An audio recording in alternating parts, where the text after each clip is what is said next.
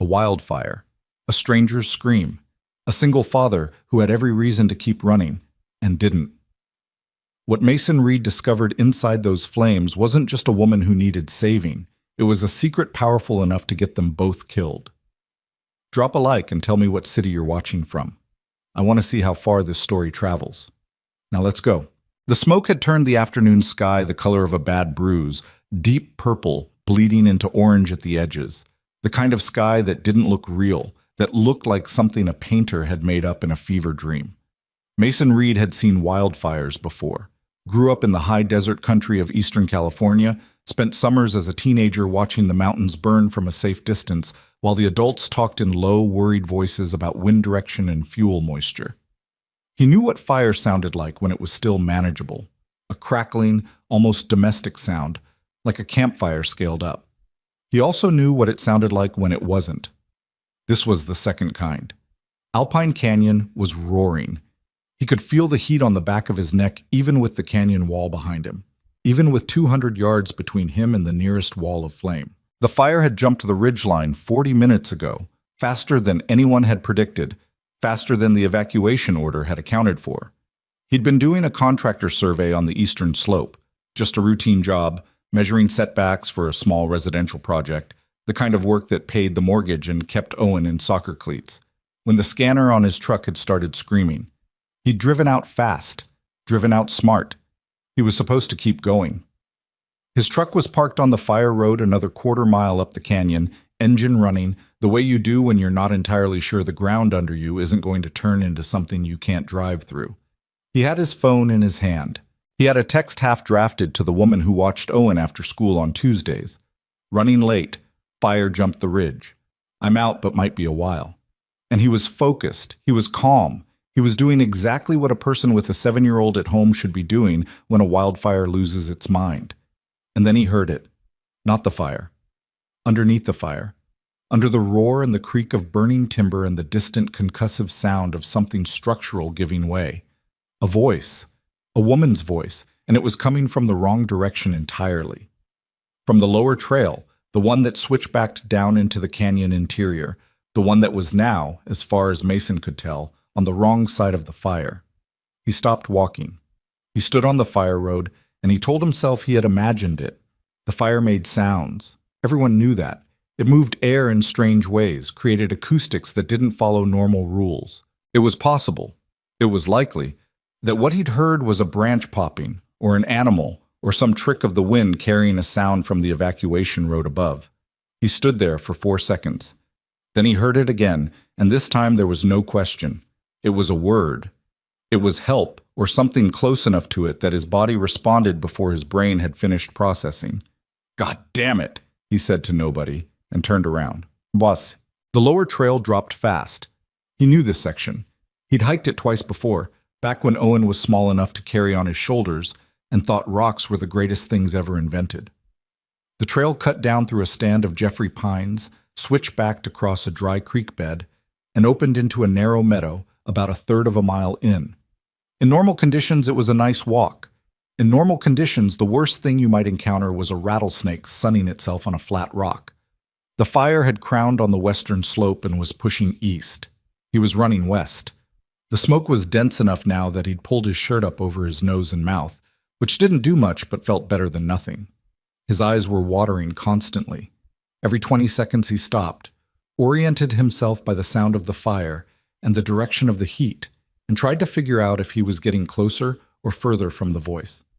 He was getting closer. "Hey!" he shouted. "Hey, I'm coming down the trail, can you hear me?" A pause. Then, "Here, I'm here. I can't move my leg. I'm behind the rocks near the creek bed." He found her exactly where she said she was. She was sitting with her back against a boulder the size of a refrigerator, her right leg extended in front of her at an angle that made his stomach drop when he saw it. The ankle was visibly wrong, swollen already, starting to purple even in the red-orange light. She was holding herself very still the way people do when they've learned that moving makes it worse. Her dark hair was loose and wild, full of ash and small debris, and she had a deep cut above her left eyebrow that had bled down the side of her face and dried there. Her eyes, when she looked up at him, were sharp and dark and completely alert.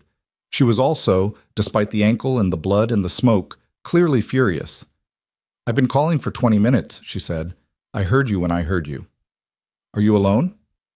"Yeah."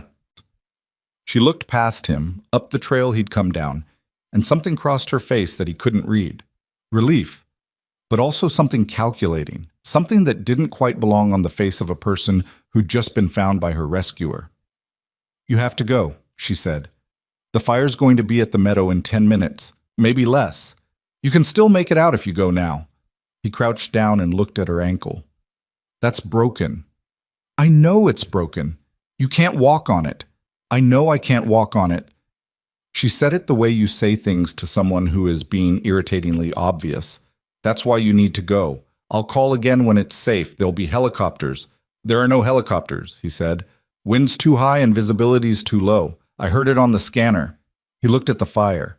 It was moving through the tree line at the top of the meadow now, and the sound it made was something between a freight train and something alive, something hungry. He could see individual trees torching, not burning slowly, but igniting top to bottom in a sudden column of white-hot light that lasted maybe 3 seconds before the tree was just a dark shape inside the fire. She followed his gaze. "Then you really need to go," she said, and her voice was steady, too steady. "There's no point in both of us." "Stop talking," he said. He wasn't being rude about it. He was already doing the math, already looking at the terrain, at the available cover, at where the fire was pushing and where the rock formations might break its run. "Can you put any weight on it at all?" "No." "I'm going to pick you up. It's going to hurt." "I know." "Tell me if I'm going to drop you." She looked at him properly for the first time, really looked at him, the kind of look that took in everything quickly and made a decision. "You won't drop me," she said, and it wasn't a compliment exactly, more like an assessment. "No," he agreed. "I won't." He got her up in 2 stages. She was a solidly built woman, not light, and he could feel the real actual weight of her when he got his arms under her, which was fine, which was exactly what he'd expected, but it recalibrated his sense of how fast he could move and what route made sense. She made a sound when her ankle shifted that she was clearly trying not to make, and then she made herself stop and got quiet. "Straight up the trail?" she asked, her mouth close to his ear. "No, the fire's faster than the trail. We need to go to the creek bed and follow it east to the road crossing." "That's longer."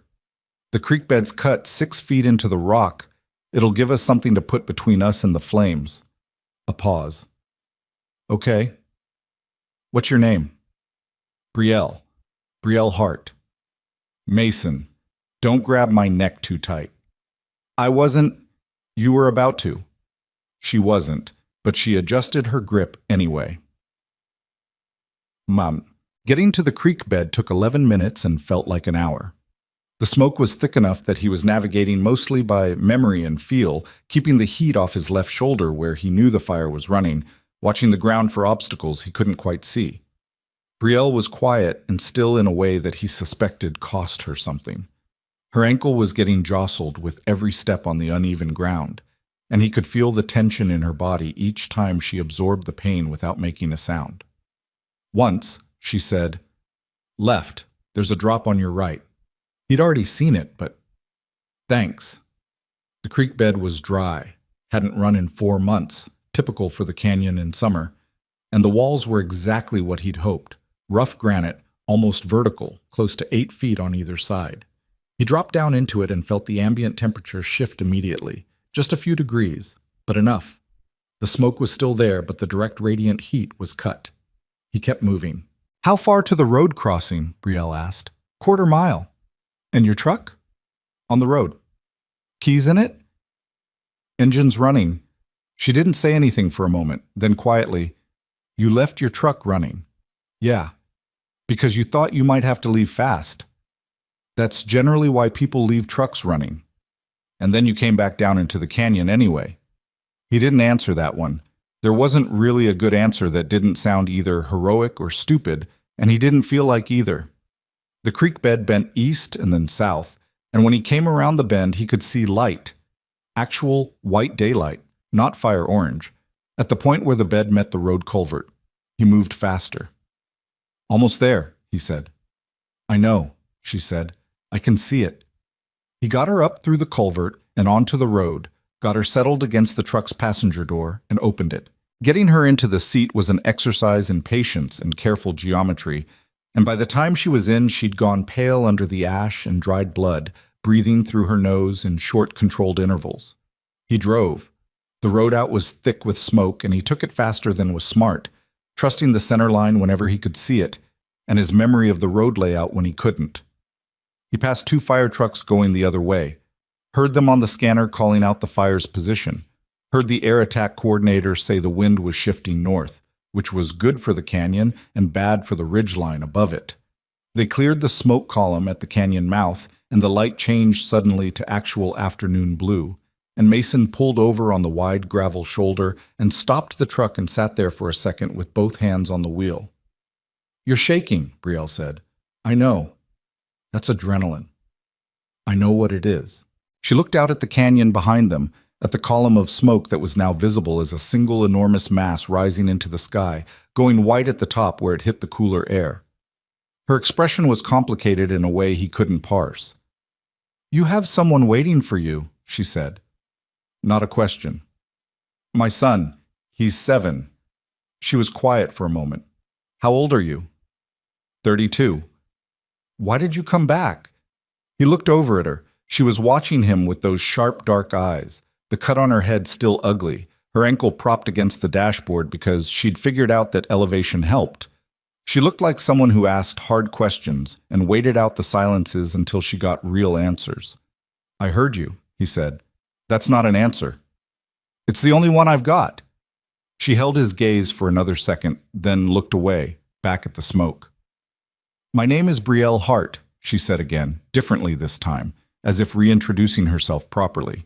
"I'm the CEO of Hart Renewable Systems." "I know," he said. "I recognized you." That surprised her. "You did?" "You testified at the county water board hearing 8 months ago. I was there for a different reason. Permit issue on a job. But I remember. You weren't the kind of person you forget."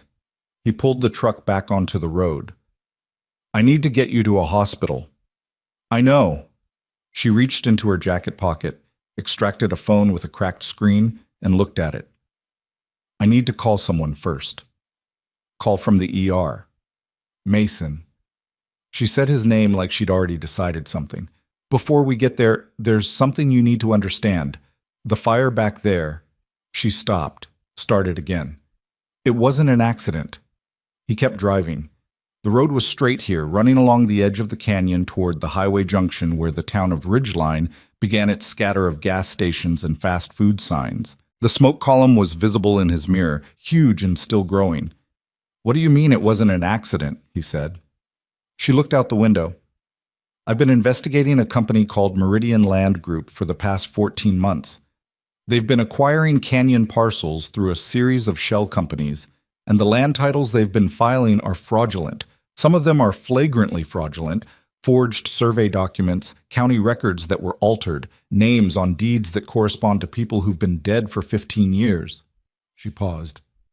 "The evidence I'd gathered was cached on a drive in a fire safe at a property I lease in the lower canyon." Was, she agreed, along with paper documents and 2 months of field notes. "You think they burned it deliberately?" "I think the fire started in a location that made no meteorological sense given yesterday's wind patterns, and I think it started very close to that property."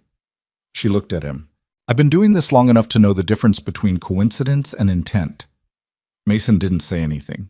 He was thinking about Owen, about the text he still hadn't sent, about the 7-year-old who was currently at after-school care waiting for a dad who'd had a slightly unusual Tuesday. He was thinking about how the day had been supposed to go. Survey the eastern slope, file the report, pick up Owen by 5, make pasta, and argue about vegetables and watch half an episode of something before bedtime. He was thinking about how different the day had actually gone. "I'm going to take you to the hospital," he said. "Your ankle needs x-rays and that cut needs stitches. After that, I need to pick up my son." "Of course." "After that," he said, "you can tell me everything." Brielle looked at him. "Why?" "Because you were going to die in that creek bed, and you didn't. And now you're telling me a wildfire was deliberately set to destroy evidence of a conspiracy worth God knows what. And I can't exactly just drop you off and go make pasta like I didn't hear that. She was quiet for a moment. Then, oddly, I'm not easy to work with. That's not really what I was offering. What are you offering? He thought about it. Help, he said. If it matters. She looked at him for a long time. He could feel it even with his eyes on the road. It matters, she said finally. It matters more than you know. Ridgeline Regional Medical Center was a modest place. 2 floors, a trauma bay that mostly handled hunting accidents and car wrecks, a staff who knew everyone by first name and took their coffee seriously. The ER nurse who met them at the door took one look at Brielle's ankle and Brielle's face and got her into a wheelchair with efficient, no-nonsense speed. Mason found a plastic chair in the waiting room and sat in it, and finally sent Owen Sitter the text. Then he sat there with the smell of smoke still in his clothes and the canyon still in his ears and tried to figure out what had just happened to his day. The ER was quiet at 4 in the afternoon. A teenage boy with a badly jammed finger, an elderly woman who might have had a TIA, a guy in work boots who dropped something on his foot. A TV on the wall was showing local news, and after 20 minutes, the crawler at the bottom of the screen said, Alpine Canyon Fire, 2,400 acres and growing. Multiple structures threatened. Cause under investigation. Cause under investigation. Mason watched it for a moment, then looked away. He called Owen Sitter, got confirmation Owen was fine and had eaten a snack and was currently destroying someone at a board game, and felt the knot in his chest loosen exactly one turn. He leaned his head back against the wall and closed his eyes and let himself be still for a minute. He thought about what Brielle had said. The fire wasn't an accident. If she was right, and something in the way she'd said it, something precise and without drama, made him think she was... Then someone had made a calculation. They'd looked at 14 months of her work, at whatever evidence she'd gathered, at whatever thread she'd been pulling on, and decided that burning it was easier than any alternative, which meant the thing she'd been investigating was big enough to justify arson on a scale that had now burned 2,000 acres and was still going. That was not a small thing. That was not the kind of thing you heard, and then went and made pasta. Brielle came out of the treatment area an hour and 15 minutes later in a hospital-issue wheelchair, her ankle wrapped and elevated, 4 stitches closing the cut above her eyebrow, looking exhausted and alert in equal measure. A young nurse was talking to her about follow-up care and the importance of staying off the ankle, and Brielle was nodding in a way that suggested she was hearing the words and filing them somewhere that was not her immediate priority list. She spotted Mason across the waiting room, and something in her face shifted. Not quite relief, but something adjacent to it, like she'd half expected him to be gone. He stood up. How bad? Clean break. They want me non-weight-bearing for 6 weeks. She said it the way you say something that is annoying, but not catastrophic. I have crutches in the car. Your car's in the canyon. I know where my car is. I can get you crutches from... I already asked the nurse. She nodded at a set of aluminum crutches propped against the wheelchair. They're lending me a pair. She looked at him. You stayed. I said I would. People say things. I know. He picked up the crutches and held them for her while she got herself upright, watching her figure out the mechanics of it with the focused, slightly impatient energy of someone who was going to master this as quickly as possible and resented needing to. Owen's fine. I'm going to pick him up in... He checked his watch. About 40 minutes. You should go.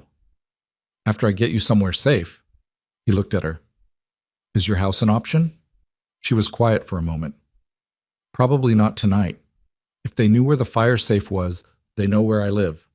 Hotel? For tonight. Okay, there's a place on the highway. Mason. She stopped moving and looked at him directly. She had a directness that he suspected she'd had her whole life, but not aggressive, just clear, unambiguous. The kind of eye contact that meant she was going to say something real. Why are you doing this? You pulled me out of a burning canyon. That's already more than anyone could ask. You don't have any obligation to... My son lost his mother 3 years ago, he said. She went quiet. Not the fire. Cancer. He was 4. He wasn't sure why he was saying it, except that it felt like it explained something that needed explaining. I know what it looks like when a person is in real trouble and they're trying to talk you out of helping them. She used to do that. Said she didn't want to be a burden. He shrugged, a small, tired movement. I don't love that argument. Brielle held his gaze. Something moved behind her eyes.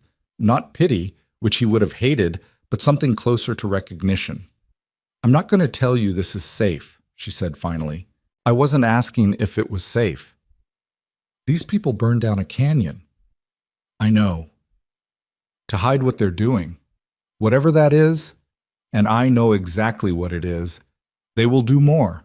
They have resources, and they have the will to use them, and they are not done. She said it clearly, making sure he understood, making sure there was no room for later surprises. I need you to know what you're potentially getting involved in. Mason thought about the fire roaring up the meadow. He thought about the sound she'd made when her ankle shifted and she'd made herself swallow it. He thought about Owen at 4 years old, learning that some things that were there in the morning weren't there in the evening. What exactly were they doing? He asked. The company, Meridian Land Group. What were they doing with the parcels? Brielle took a slow breath. Stealing the canyon, she said. One fraudulent deed at a time. He got her settled at the Ridgeline Inn, a mid-range chain place, anonymous enough, with a ground-floor room, because the ankle made stairs impossible.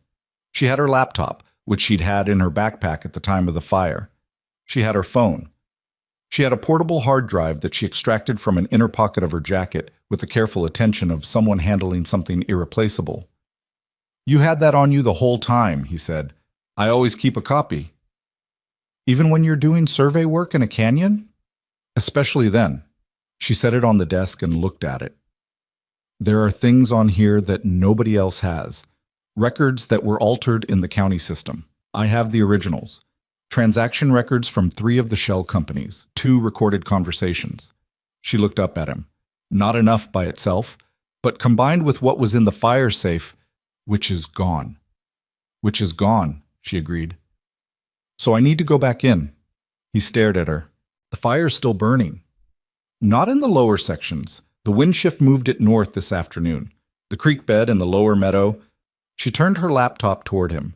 She had a fire tracking map up, current, the perimeter drawn in red with timestamp overlays.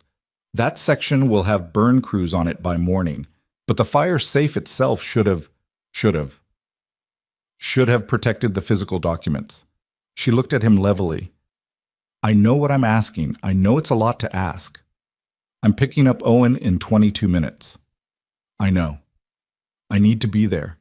He's 7 and he had a regular Tuesday, and I'm not going to be the dad who isn't there because he's running around in a burned canyon. I wouldn't ask you to be.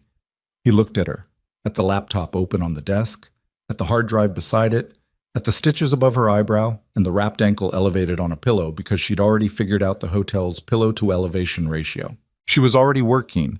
She had her phone out and was scrolling through something, and he could tell she was going to be working until she fell asleep in the chair. Tomorrow morning, he said. She looked up. I'll get Owen to school. I'll tell the school to keep him there. Normal day. No news if I can help it. And I'll come back here. He picked up his keys. And you're going to tell me everything, the whole thing, from the beginning. Brielle looked at him for a long moment. There's a man named Victor Caldwell, she said. He's the executive chairman of Meridian's parent company.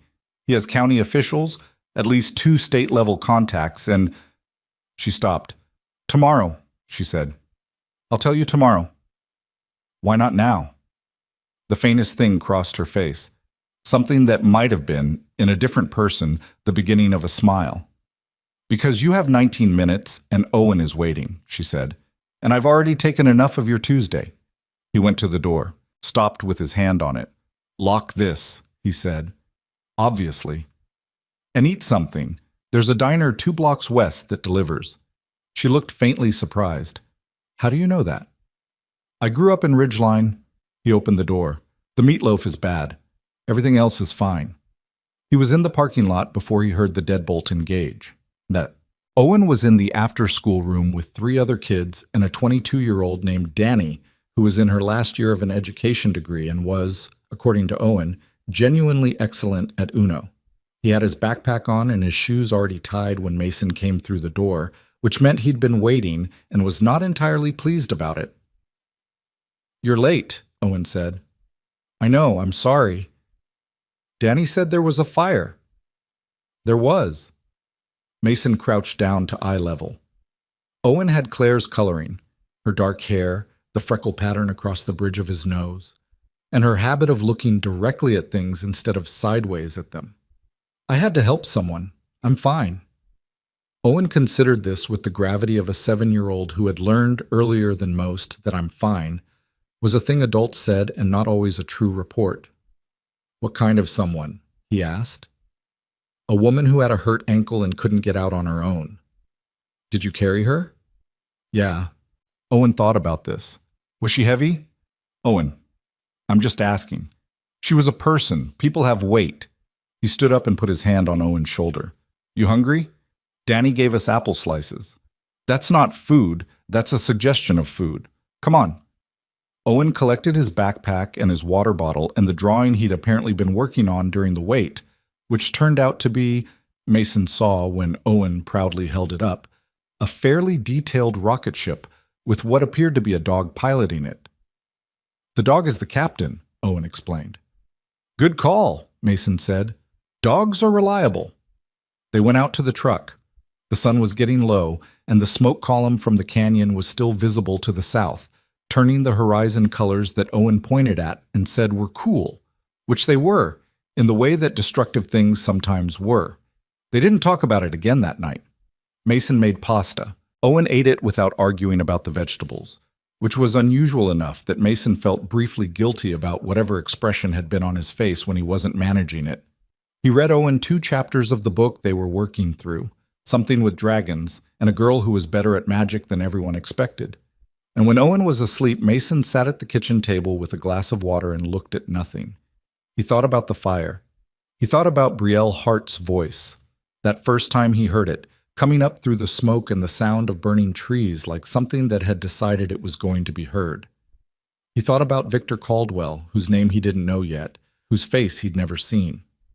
He thought about the canyon and what it meant to burn a canyon to hide what you'd done there. Then he got up, washed the glass, checked the locks, and went to bed. He didn't sleep well, but he slept. Tomorrow was going to be a longer day than today had been, and today had been the longest day he'd had in 3 years. He was already sure of that. He was at the Ridgeline Inn by 7:45 the next morning.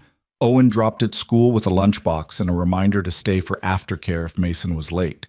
The parking lot was mostly empty. The smoke column to the south had thinned overnight. Still there, still visible, but grayer and more diffuse, the fire settling into the slower burn of mop-up rather than the explosive run it had been doing the day before.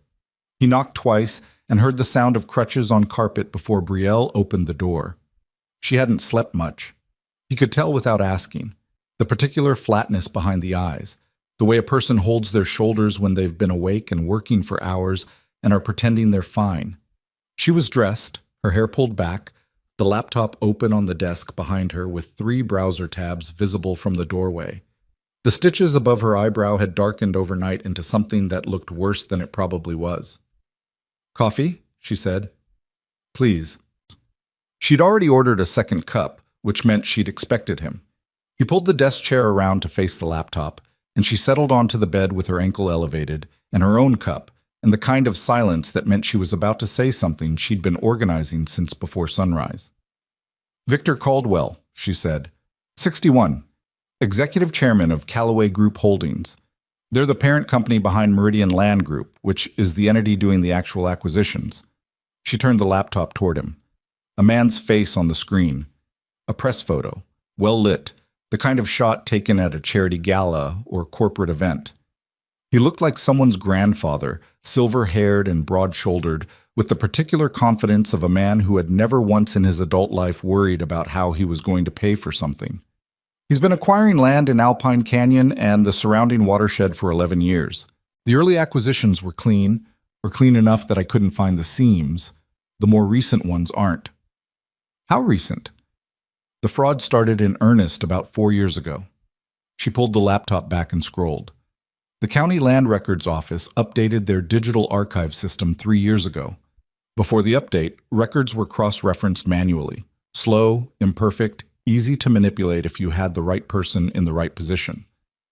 After the update, everything is linked. So if you forge a deed now, it creates inconsistencies in the chain of title that are visible if you know what to look for. And you knew what to look for. I spent 4 years as an environmental compliance attorney before I started Heart Renewable. She said it matter-of-factly, not like a credential, but like context. I read land records the way other people read the news. I know when something's been altered.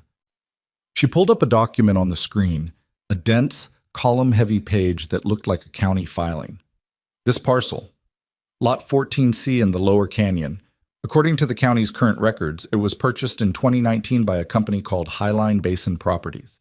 Highline Basin is a shell, registered in Delaware, no physical address, officers listed as 2 names that correspond to people who don't exist. But the deed itself references a 2014 title transfer from a man named Gerald Foss. She looked at him. Gerald Foss died in 2011. Mason looked at the screen. And nobody caught it? One person in the records office almost did. She flagged an inconsistency in the survey description. The legal boundaries didn't match the field markers. She was transferred to a different department within a month. Brielle's voice was level, but he could hear the thing underneath it. The long, accumulated frustration of someone who had been watching wrongdoing happen in slow motion and couldn't get anyone to see what she saw. I found 19 parcels with similar problems. 19. Total assessed value of the legitimate land plus whatever they're planning to build on it. We're talking somewhere between $60 and $90 million. What are they planning to build? She set her coffee cup down. That's the part that took me a year to figure out, and it's the part that's going to make people very angry when it comes out. She stood on her good foot, crutched her way to the desk, and pulled up a different file. Something that looked like an architectural rendering, a site plan overlaid on a topographic map. He recognized the canyon topography immediately. Resort development, a private club, 1,400 acres of restricted access, a private airstrip, high-end residential, and hospitality. The kind of thing that gets built in places that were previously wildland, and once it's built, you can't unbuild it.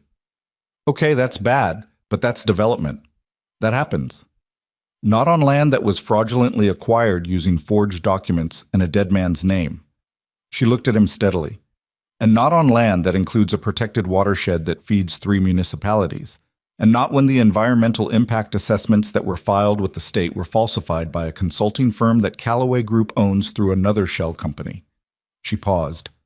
And not when 2 of the county commissioners who approved the preliminary project plan received significant payments through what appear to be fraudulent consulting agreements with a third Callaway subsidiary.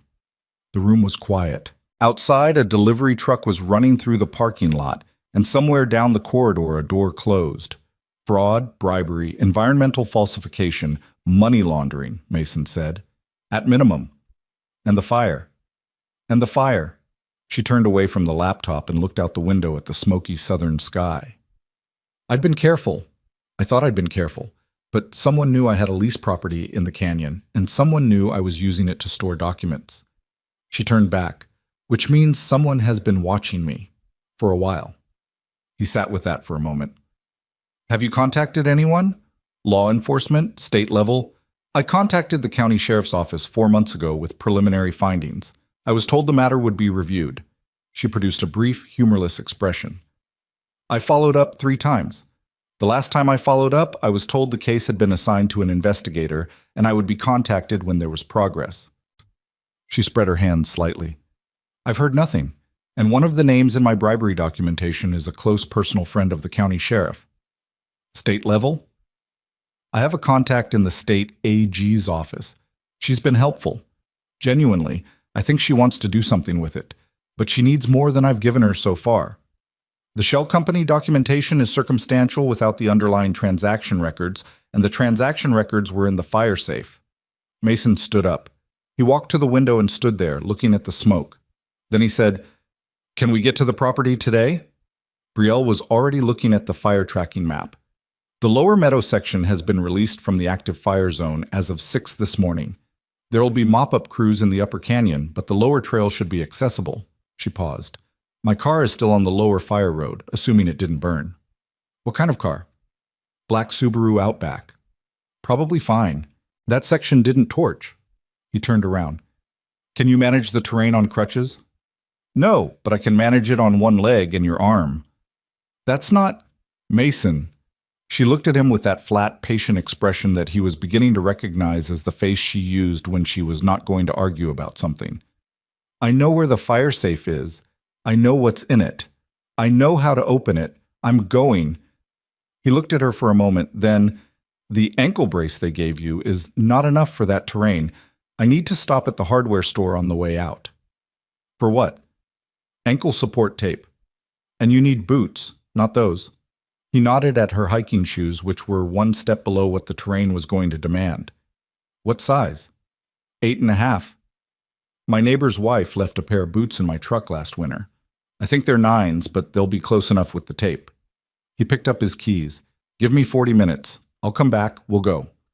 She watched him move toward the door. You're surprisingly practical, she said. He glanced back. You expected impractical?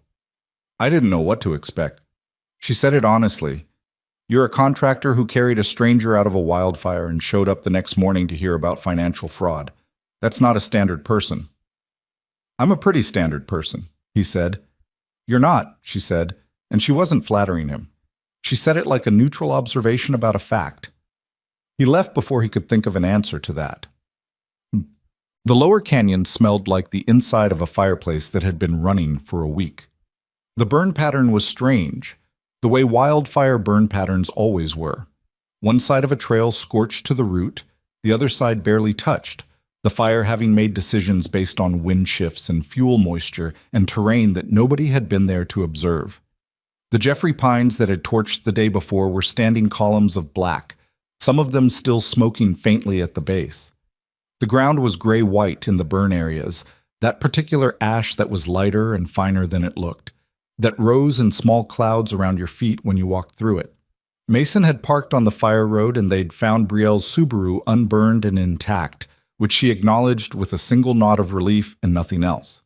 She had her good leg doing the work and her right arm looped through his, and they moved slowly, which was the only option. He'd wrapped her ankle with the sports tape before they'd left the hotel, tighter than the hospital wrap, layered, the way he'd learned from the physical therapist Owen had seen after a bad fall 2 years ago. And she said it helped. He believed her because she was walking without wincing at every step, which he would not have predicted. The property was a small structure, barely more than a cabin.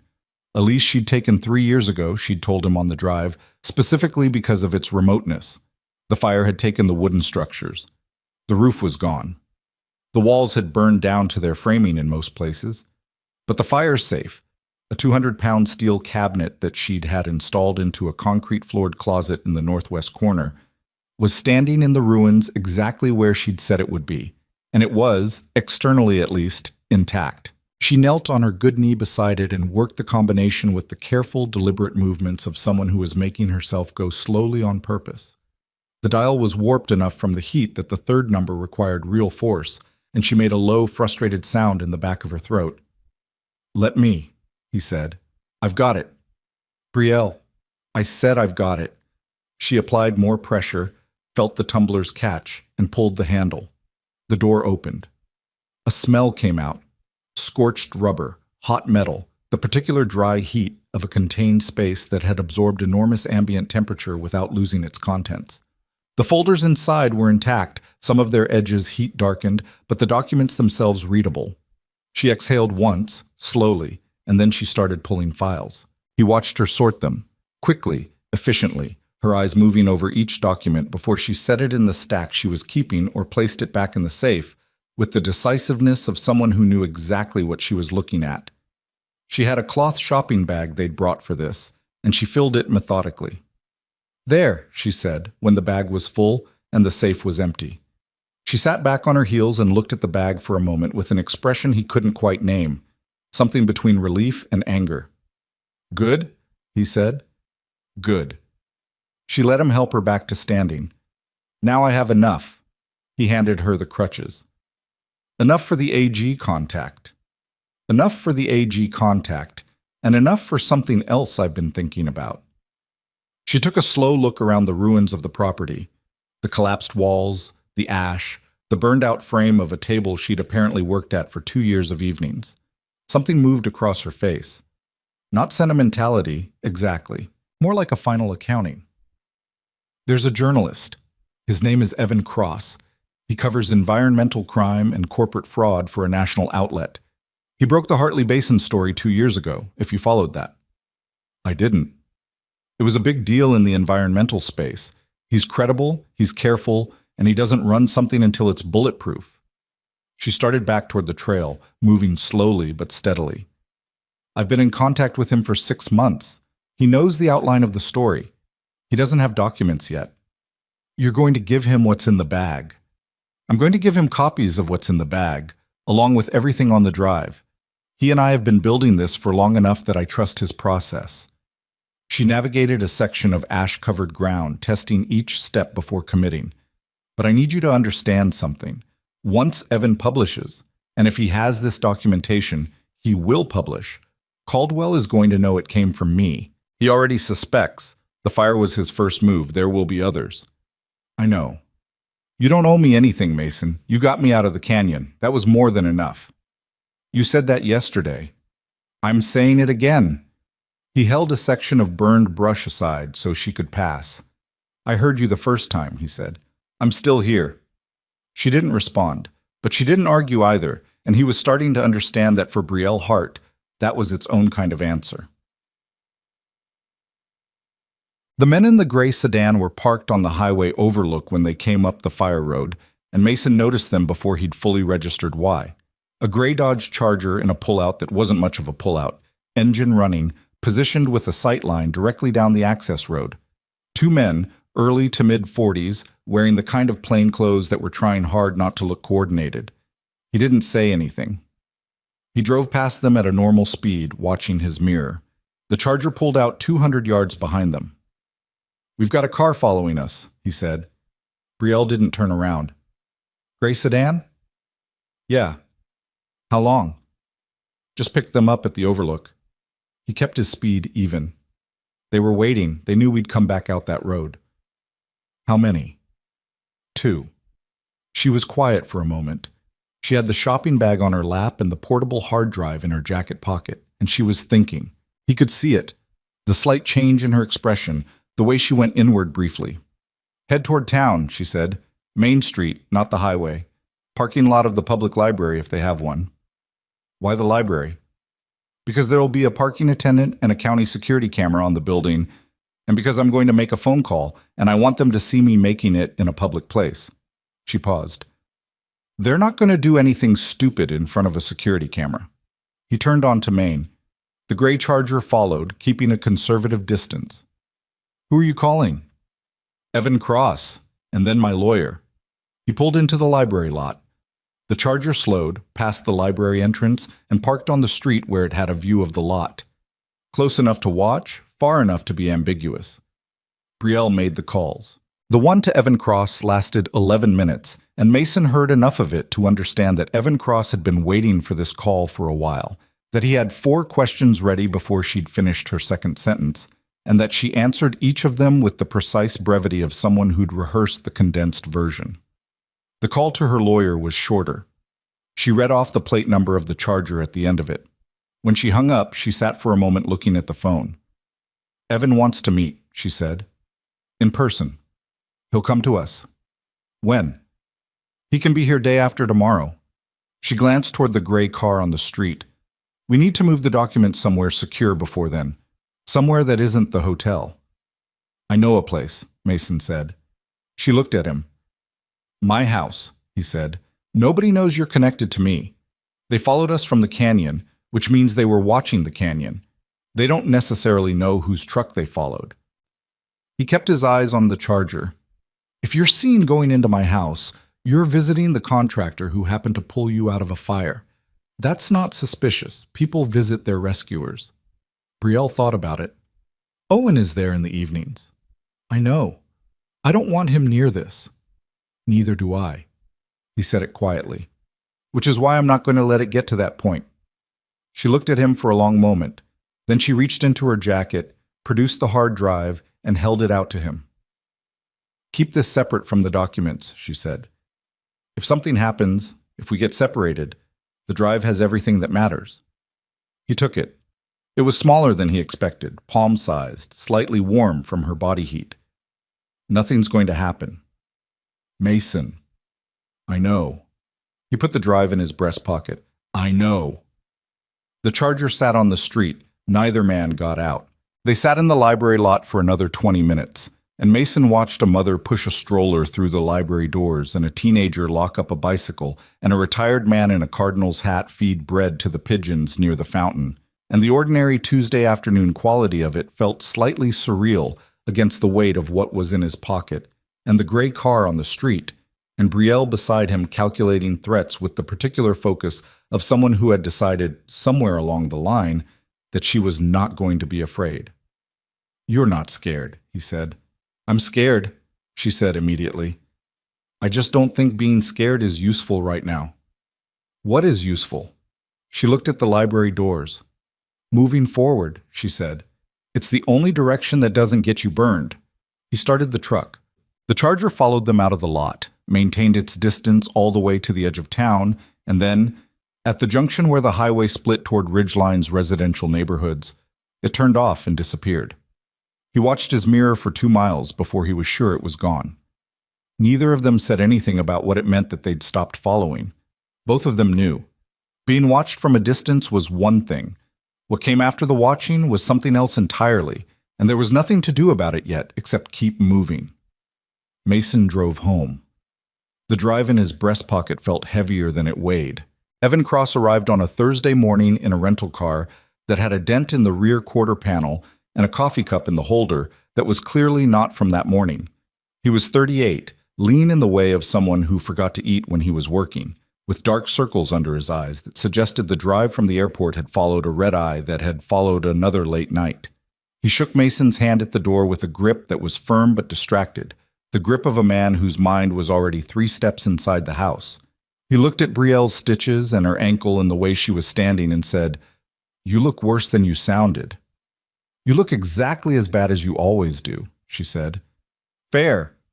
He came inside and put his bag on Mason's kitchen table without asking and pulled out a laptop and a legal pad covered in handwriting that moved in 3 different directions. "Walk me through the chain of title on the Foss parcel first. I want to nail that one down before we touch anything else." They worked through the morning and into the afternoon.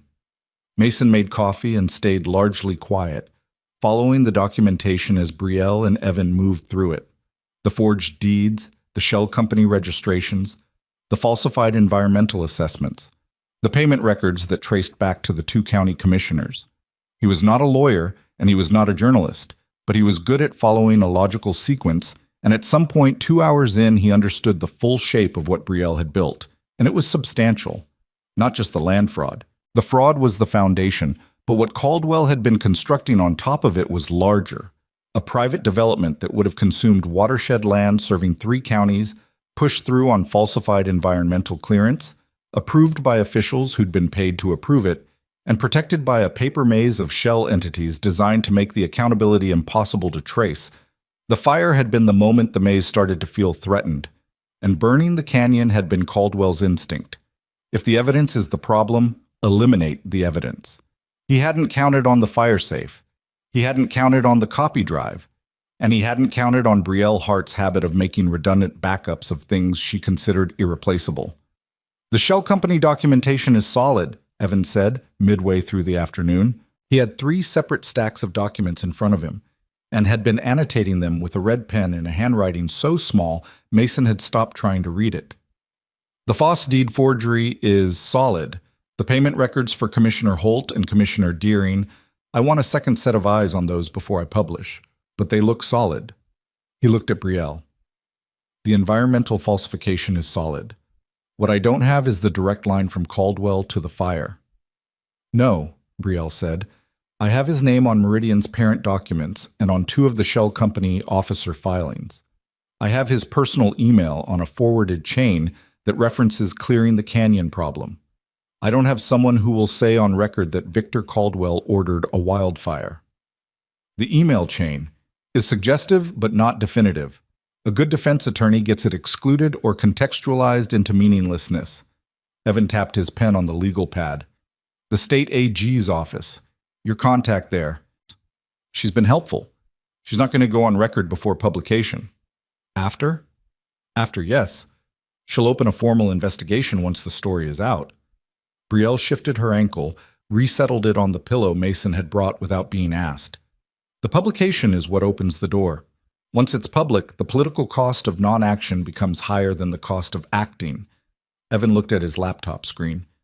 I can have this ready in 10 days, maybe 8 if I push. He glanced over at Mason. You're the person who got her out of the canyon. Yeah. You're willing to be named? Mason looked at Brielle, then back at Evan. If it's relevant. It establishes the timeline. You're a witness to the fire's origin point and to her condition when you found her, which speaks to the severity of what they were willing to do to suppress this. He held Mason's gaze. Your name in the story also makes you a documented person in this, which provides a degree of protection, or makes me a target. There is that, Evan said, without pretending otherwise. But unnamed sources are easier to dismiss. And the people who know you're involved already know. That car that followed you from the canyon wasn't coincidental.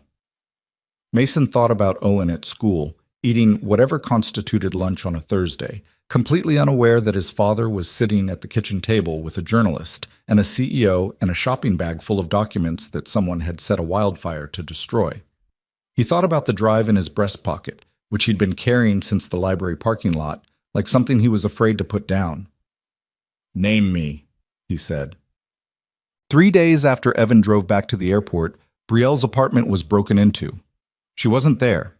She was at Mason's house, working from the kitchen table, which had become an informal base of operations over the previous week in a way that neither of them had formally agreed to, but that had happened anyway.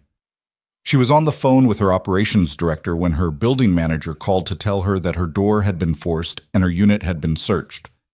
She hung up with her operations director, called her building manager back, then sat very still for a moment. Someone hit my apartment, she said. Mason set down the coffee he'd been carrying to her. When? Sometime in the last 4 hours. She was doing the arithmetic, what had been there, what they would have found, what it meant. My desktop computer, my personal filing cabinet. There are documents there, but nothing that adds to what they already don't have. She looked at her hands, then up at him. They're looking for the drive. The drive is here. I know. She picked up her phone again. I need to call the police. Your local department is, I know who they're connected to. I'm going to call the state police non-emergency line and file a formal report that creates a paper record. She said it with the efficiency of someone who had thought about this contingency and had a process ready. It won't produce an investigation, but it creates documentation that I reported a break-in, which I need for later. She made the call, gave her address and a crisp, factual account of what had happened and what she believed was missing, stayed on the line long enough to get a case number, hung up. Then she did something he hadn't seen her do before. She set the phone on the table and looked out the window at the oak tree in Mason's backyard, the one Owen had been trying to convince him to put a tire swing on since approximately the day they'd moved in, and she stayed like that for almost 30 seconds without moving. You all right? Mason said. They went through my home, she said, and her voice was very flat and very controlled in a way that told him the flatness was doing a lot of work. I've been prepared for this for months, logically. I knew it was a possibility. I had contingencies. She paused. It's still different when it actually happens. He sat down across from her. He didn't say anything about how it would be okay, because he didn't know if it would be, and she was not the kind of person who was helped by that kind of statement. The documents are secure, he said. Evan has his copies. The drive is here. The story publishes in 6 days. She looked at him. They're going to come here, she said. Eventually, when they don't find it anywhere else. Maybe. I don't want Owen. Owen is not going to be in harm's way, he said. And he said it with a steadiness that came from somewhere below his thinking, from some part of him that had decided this already and was not interested in revisiting it. I've already talked to my sister in Pasadena. If things escalate, he goes there. She thinks it's a visit. Owen thinks it's an adventure. Brielle looked at him. When did you arrange that? Day after the car followed us from the canyon. She was quiet. Then, you think ahead. I have a 7-year-old. Thinking ahead is the job. She looked out the window again. The oak tree was moving slightly in the afternoon breeze, its shadow slow and shifting on the dry grass below it. Tell me something that has nothing to do with this, she said. He looked at her sideways. I mean it, she said. Just for a minute. Tell me something else. He thought about it. Owen wants a tire swing. I keep telling him the branch isn't the right shape. He keeps telling me I'm wrong. Is he wrong? Mason looked at the oak. No, he admitted. He's probably right. The branch is fine. Then why haven't you put the tire swing up? He was quiet for a moment. Because that was something Claire and I were going to do together. Build a swing set, the whole thing. She had a whole design for it, cut out of a catalog. We were going to do it when Owen was 4, and then she got sick and we didn't. He said it evenly. The tire swing feels like the smaller version of that. Like I'm doing it wrong, doing it without her. Brielle didn't say she was sorry. He appreciated that more than he could have explained. She just sat with it for a second, then said, What was she like? Funny, he said. Funnier than me, which isn't hard. She laughed at stupid things, bad puns, slapstick. She was a structural engineer and she used to draw stress diagrams on napkins when she was explaining things and make you feel like it was the most fascinating thing in the world. He paused. She would have liked you. Brielle looked at him. Something moved across her face that she let happen and then let pass. Why? Because she had no patience for people who backed down from things that mattered. He picked up his coffee. Neither do you. The story ran on a Tuesday. Front page of the digital platform, flagged as an investigative special, with Evan Cross's byline and a deck that read, Shell companies, forged deeds, a corrupt land scheme worth tens of millions, and a wildfire that wasn't an accident. It included the document evidence, the Shell company chain, the payment records, the email with the phrase clearing the canyon problem, Mason's account as a named witness, and Brielle's full account of 14 months of investigation. By noon, it had been shared 40,000 times. By evening, it was being cited in 3 national outlets. By the following morning, the state AG's office had announced a formal investigation. Mason heard all of this secondhand because by Tuesday afternoon he was dealing with a different problem. Owen hadn't come out of school at pickup time. He'd stood by the gate where the 3rd graders were released at 3:15, watching the stream of kids come through, watching it thin, watching the last few stragglers, and Owen was not among them. He'd gone inside. The teacher said she'd seen Owen in class until 2:45, when he'd gone to the bathroom and hadn't come back. The bathroom was empty. His backpack was on his hook in the classroom. Mason called Owen's name through the school's rear yard before he'd consciously decided to do it, heard nothing, called the school office, got the principal on the line, watched the principal's face go from reassuring to something else. Owen was not on school grounds. He called Brielle from the parking lot. He was aware that his hands were shaking and he was aware that he needed to stop them because shaking wasn't going to find his son. And he pressed one palm flat against the roof of his truck and said, Owen's gone from school. I don't think he left on his own. There was a half-second pause, the kind that meant she'd heard him and was processing the full implication. Then, I'm calling Evan and a man named Ray Pacheco. He's a former military specialist I've worked with before. I've been in contact with him since the apartment break-in. Her voice was steady, but there was something underneath it that wasn't. Mason, listen to me. Don't call the county sheriff's office. I know. He did know. He'd known before she said it. State police? Yes, right now. File the report and tell them you believe it's connected to the Caldwell investigation. Use that word, Caldwell. It's public now. Use it. He hung up and called the state police. He gave his name, his address, Owen's description, 4'2", dark hair, red zip-up hoodie, 7 years old. And then he said Victor Caldwell and watched 2 nearby teachers look at him with the particular expression of people who'd just that morning read something about a Victor Caldwell and were recalibrating what kind of problem this was. He drove home because there was nowhere else to go and because Brielle was there. and because standing in a school parking lot was not the same as doing something. Brielle was on the front step when he pulled in, phone in hand, jaw set. Behind her, through the front window, he could see a man he didn't recognize sitting at his kitchen table, broad-shouldered, somewhere in his 50s, gray at his temples, and very still in the way of someone who had learned stillness as a professional skill. "Ray Pacheco," Brielle said before Mason had finished getting out of the truck. "He drove from San Bernardino. He's already on it." "On what? On what?" "We don't know." "Mason." She put her hand on his arm. It was the first time she'd touched him that wasn't logistical, wasn't about navigating terrain or passing a document across a table, and the weight of it was different. "We know it's connected. We know who has him, and Ray can find things that the police can find, but faster." He looked at her hand on his arm, then at her face. Then he went inside. Ray Pacheco shook his hand with the economy of a man who didn't waste gestures. "Former MARSOC," he said, which Mason understood to mean Marine Corps Special Operations.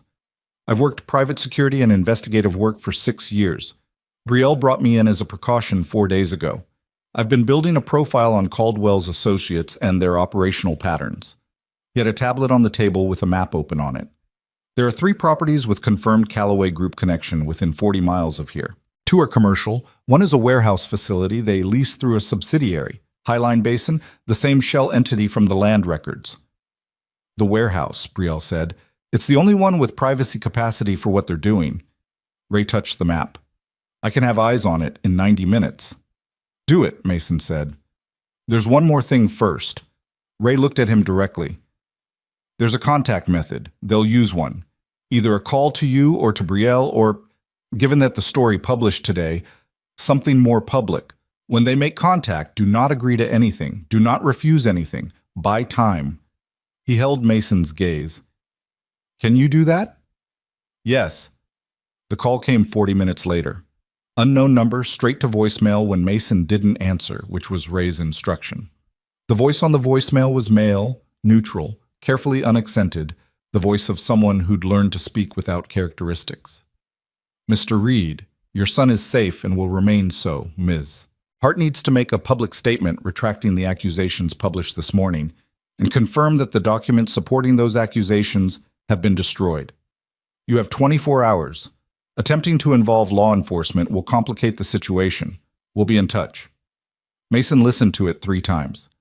He was sitting at the kitchen table with Brielle across from him and Ray at the counter, and after the 3rd time, he set the phone down on the table very carefully. His hands had stopped shaking. He noticed that. Fear at a certain depth stopped producing shakes and started producing something colder. 24 hours, he said. "We don't need 24 hours, Ray said. He was looking at the tablet. "I've already got a contact confirming vehicle movement near the Highline Basin warehouse in the last 2 hours. A van, late model, matching the plate format of a Callaway subsidiary vehicle I flagged this morning." He looked up. "Give me 4 hours." Brielle was looking at Mason. He was looking at the phone. "He's scared," Mason said. "Owen gets scared in the dark. He sleeps with the light on." He stopped. "He thinks I'm coming." "You are coming," Brielle said. "Brielle." He looked at her. "I can't ask you to." "You didn't ask." She was already standing, reaching for her crutches. "I'm not retracting anything. I'm not destroying anything. And I am not letting them use a 7-year-old boy to make me do it." Something in her face had gone very quiet and very clear, the way the air goes before a weather change. "What do we need?" Ray was already on his phone.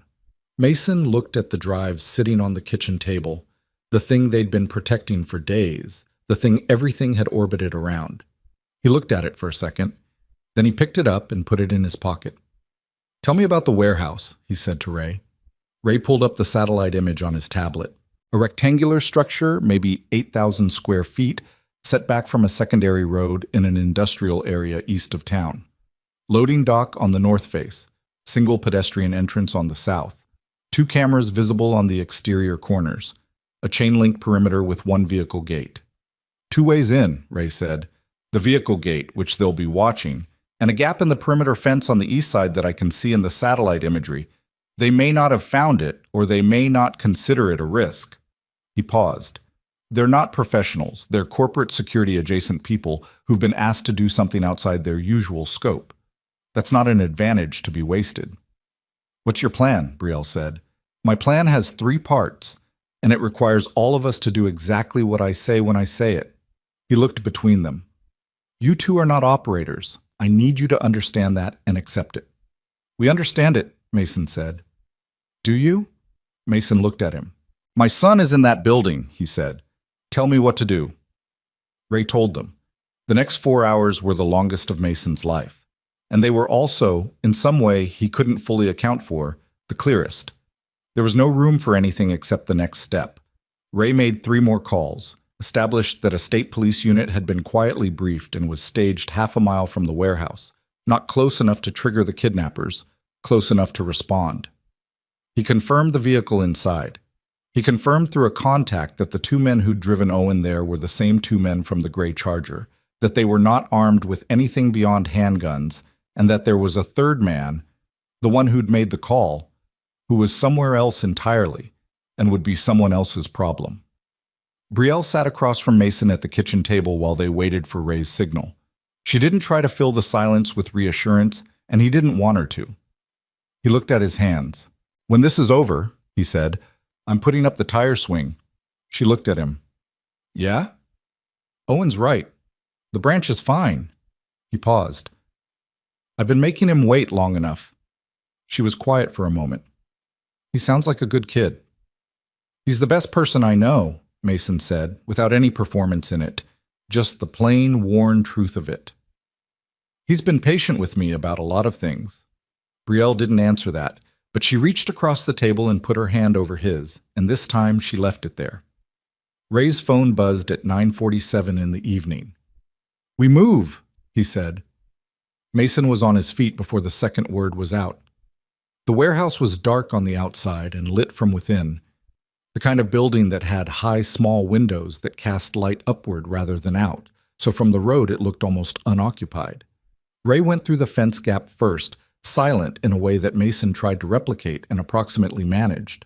Brielle stayed at the car with the phone, Ray's instruction, and she'd accepted it without argument, which told Mason she understood exactly how serious this was. The south door was padlocked from the outside, which told Ray something.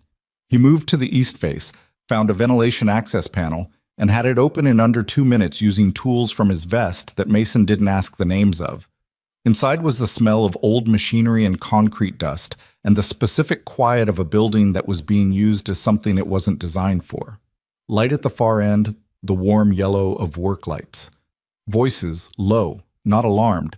The voices of men who were waiting and not expecting interruption. Owen's voice. Small, tired, but present. I want to go home. And one of the men, not unkindly but not gently either. Sit down, kid. Mason heard his son's voice and his body made a decision before his brain was involved. Ray's hand on his shoulder was the only thing that kept him from moving immediately, and he felt the pressure of it, firm, deliberate, and made himself stop. Ray held up 2 fingers. 2 men visible.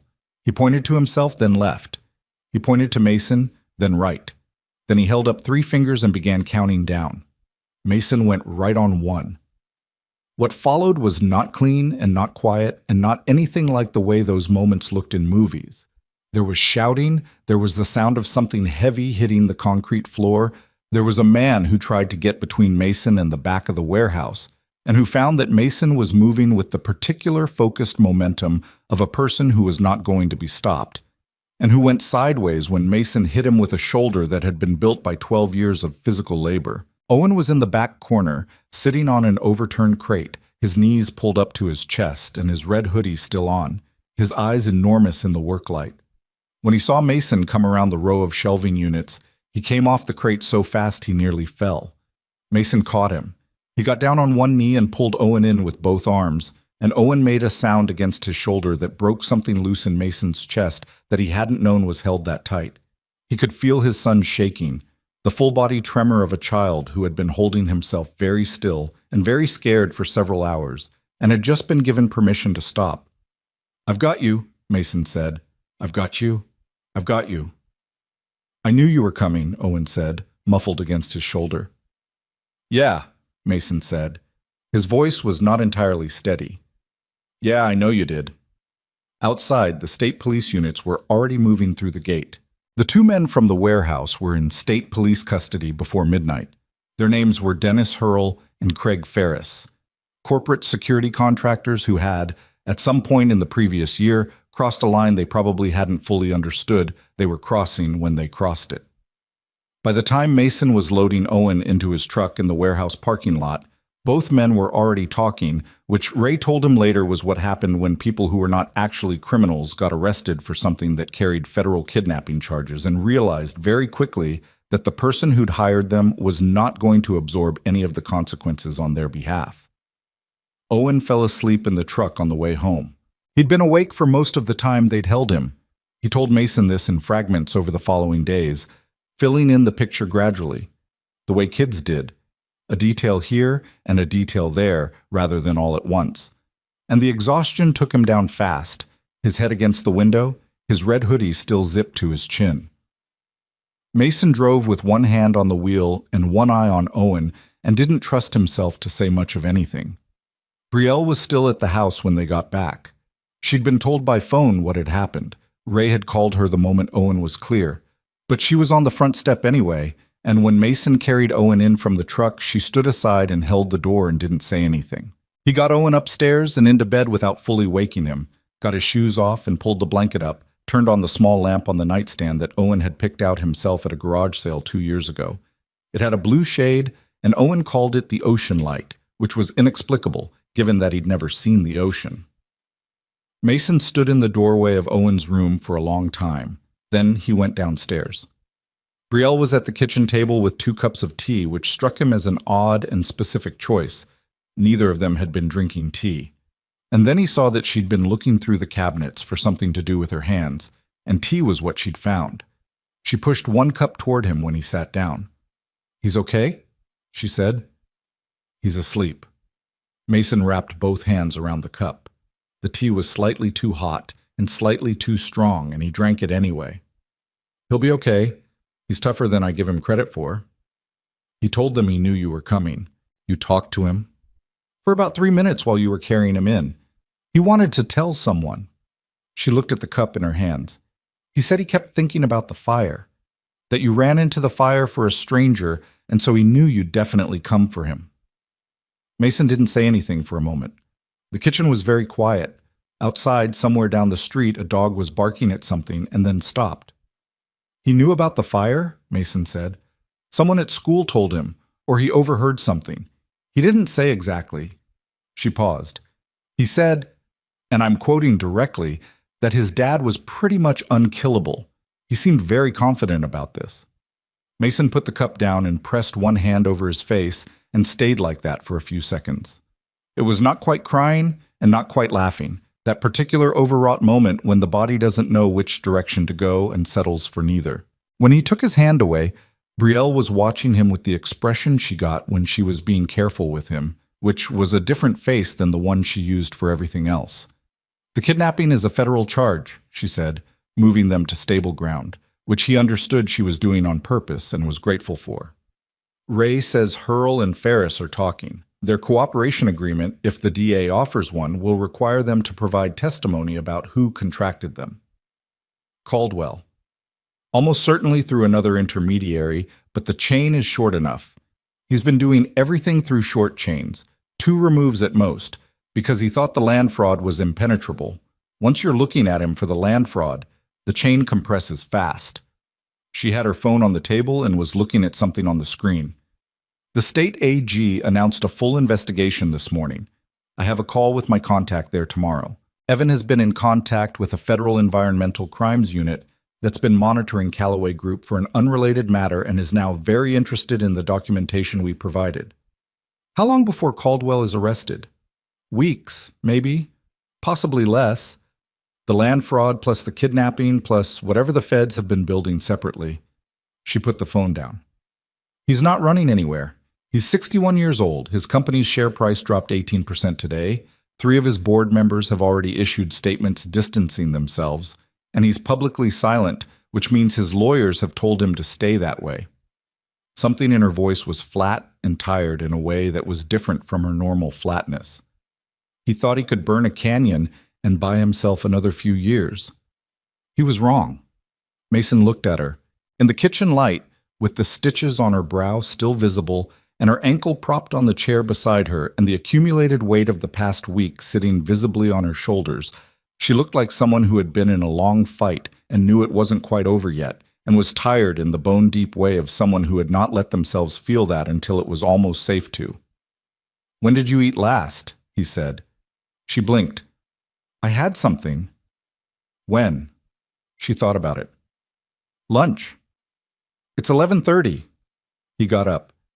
"Mason, you don't have to—" "I know I don't have to." He opened the refrigerator. The available materials were limited. He hadn't been grocery shopping in 4 days, for obvious reasons. But there was eggs, half a block of sharp cheddar, the end of a sourdough loaf that was still good. "Eggs okay?" She looked at him from across the kitchen with the expression of someone who was not used to people making them food and wasn't entirely sure how to receive it. "Eggs are fine," she said. He made eggs. She ate them. They didn't talk much, and the silence was the comfortable kind, which surprised him a little. He hadn't had that kind of silence with another person in a long time. The kind where you didn't feel obligated to fill it. When she put the fork down, she said, "I owe you an apology." "For what?" "For involving you in something that put Owen at risk." She said it directly, meeting his eyes. "I told you it was dangerous. I told you they wouldn't stop. But I let you help me anyway, and Owen paid for that. Owen is home safe." "By a margin," she said, "by a smaller margin than I'm comfortable with." He was quiet for a moment. "You didn't force me into anything. I chose to be involved." "I know. I'd make the same choice again." She looked at him. "Even now?" "With what it cost." He thought about Owen in the truck, asleep with his chin on his chest. He thought about Owen saying his dad was unkillable. He thought about what it would have cost to walk away at the highway junction when he dropped Brielle at the motel, to have driven home and made pasta and gone to sleep and read about the wildfire in the morning news like everyone else. "Yeah," he said, "even now." Brielle held his gaze for a long time.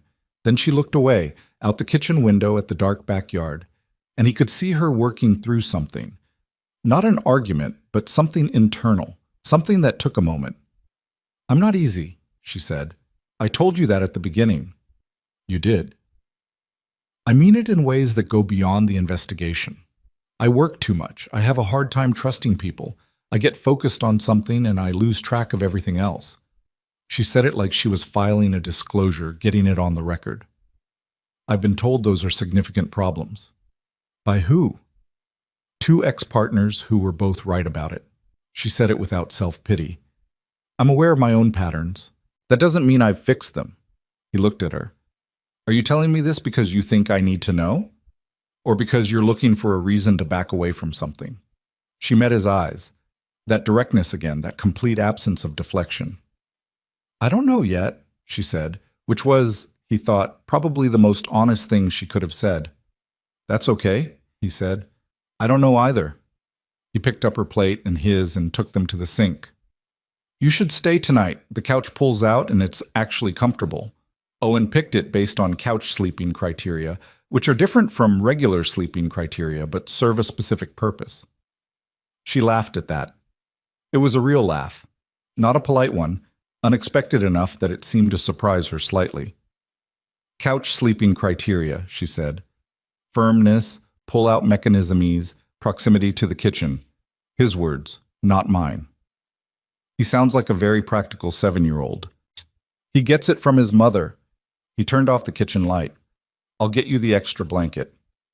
Victor Caldwell was arrested on a Wednesday morning, 31 days after the story broke. Mason heard about it the way most people did. A push notification from a news app. 3 words. Caldwell arrested, charged. He was on a job site at the time, 40 feet up a scaffold on a commercial project east of town. And he read it twice and then put his phone in his pocket and went back to work because there was nothing else to do in that moment. And standing on a scaffold was not the moment for any kind of reaction. He called Brielle on his lunch break. She answered on the first ring. I saw it, she said. How do you feel? A pause. I don't know yet. Ask me in a week. The county commissioners? Holt has already resigned. Deering is holding on, but his attorney filed something this morning that suggests he's negotiating. She was somewhere with ambient noise, her office, he thought. She'd been going back to the office for the past week, navigating on a crutch with the ankle still in its boot. The environmental falsification charges are being handled separately by the federal unit. That's going to take longer. But it's happening. It's happening. She said it quietly, without triumph, just the weight of something real. The Meridian parcels are frozen pending investigation. The development project is dead. The watershed is... She stopped. The watershed is going to be okay. He ate his sandwich and looked out across the job site. The raw structure of the building rising in front of him, the exposed framing that would become walls and rooms and a place where people worked, all of it currently skeleton and open air. Dinner tonight, he said. I'll cook something that isn't eggs. A brief pause. Owen will be there? He wants to teach you to play Uno. He's been talking about it for 3 days. He knows I'm coming to dinner? I told him yesterday. He started planning immediately. Another pause, warmer than the first. Tell him I should warn him that I'm not bad at Uno. He'll take that as a challenge. Good, she said. Tell him it should be a challenge. Bob. He put the tire swing up on a Saturday, 6 weeks after the kidnapping, with a neighbor's help and Owen directing from the ground with the authority of a small person who had been right about something for a long time and knew it. The branch held fine, was in fact exactly as good as Owen had always maintained. Brielle sat in a lawn chair in the yard with her ankle finally out of the boot, watching the installation with the focused attention she brought to things she found genuinely interesting. He was right about the branch, she said to Mason when he came down from the ladder. Don't tell him that. He already knows. Owen tested the swing with the complete commitment of someone who had zero interest in testing it cautiously, launching himself into it full speed and swinging out over the yard with his head thrown back and his eyes closed. Mason watched him with one hand still on the ladder and felt the particular thing you feel when a good thing happens that has been a long time coming. Brielle came to stand beside him. She'd traded the crutches for a cane last week. She hated the cane but used it, which was about as much as anyone could ask. She stood close enough that he could feel the warmth of her arm against his. You okay? She said, and he understood that she was asking about more than the tire swing. Yeah, he said. I think I am. Owen swung back toward them, dragging his feet to slow himself, and looked at Brielle. You should try it. My ankle. Dad can hold it still, so you just sit in it. You don't have to swing. She looked at Mason. He was already trying not to smile. You don't have to, he said. I know I don't have to. She handed him the cane, which was the answer. He held the rope steady, and she settled into the tire with the careful dignity of someone doing something undignified entirely on purpose. And when she was in it, she looked at Owen and said, Give me a push. Owen pushed her. She swung out over the yard in a single, smooth arc, her hair lifting, and she laughed. The same real laugh that had surprised her in the kitchen that first night, but longer this time, fuller, like something that had found more room. Mason watched her, and something in him that had been held at a careful distance for 3 years moved closer without being asked to. Owen watched Brielle swing and then looked at his dad with the particular expression of a 7-year-old who was paying more attention than adults generally gave him credit for. I like her, he said. I know you do, Mason said. Do you like her? He watched her swing come back, watched her reach for the rope to slow it, watched her look at him from the tire with those sharp, dark eyes and that half smile she'd been practicing more often lately. Yeah, he said. I really do. Owen considered this with great seriousness. You should probably tell her. I probably should, Mason agreed. Owen nodded, satisfied, and went to pull the swing back for another push. The federal environmental crimes indictment against Callaway Group landed 8 weeks after Caldwell's arrest, and it was larger than anyone had publicly predicted. 17 counts spanning 11 years, encompassing the land fraud, the falsified environmental assessments, the bribery, and a financial structure that federal prosecutors described as one of the more sophisticated money laundering operations they'd encountered in the environmental crime space.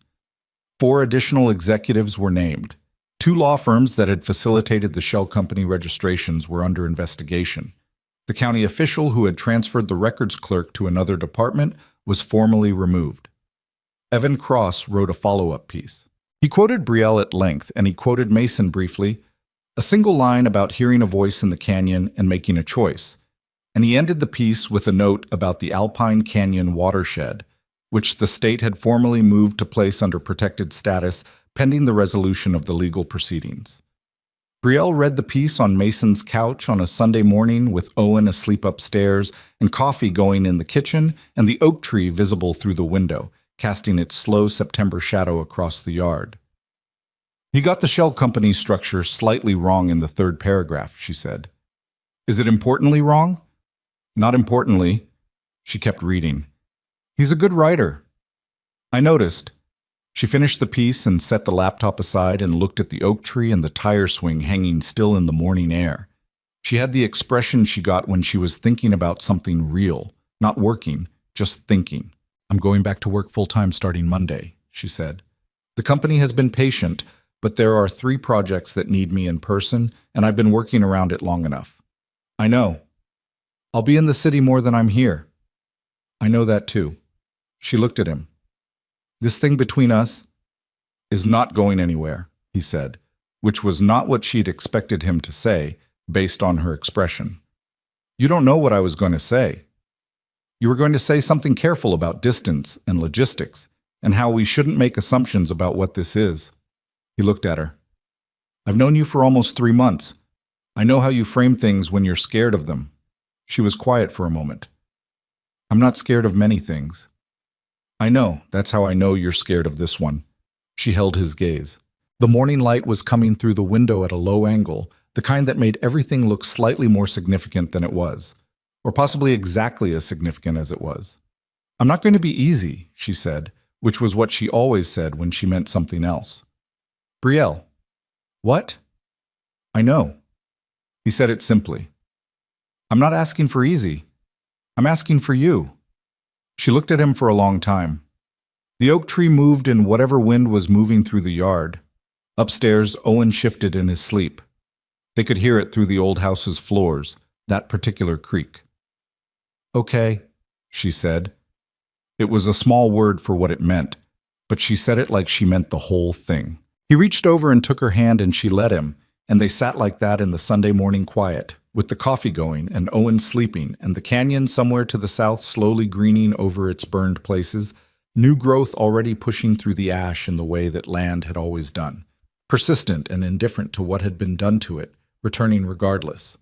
The empire Caldwell had built on fraud and stolen ground was coming down piece by piece, charge by charge, the whole elaborate structure collapsing under the weight of what it had always actually been, a lie built on other lies, held up by money and fear and the willingness of certain people to look away. And in a small house in Ridgeline, 2 people who had found each other in the worst possible circumstances sat quietly in the morning and let the day come, and that was enough. The trials took the better part of 14 months. That was the thing nobody told you about justice.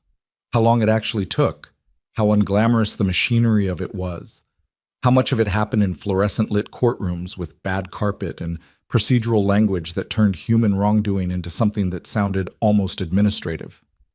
Mason sat through 4 days of testimony spread across 2 different hearings, gave his account of the fire and the creek bed and the sound of Brielle's voice coming up through the smoke, and each time he finished and stepped down from the stand, he felt the particular flatness of someone who has told a true story and watched it get processed into evidence.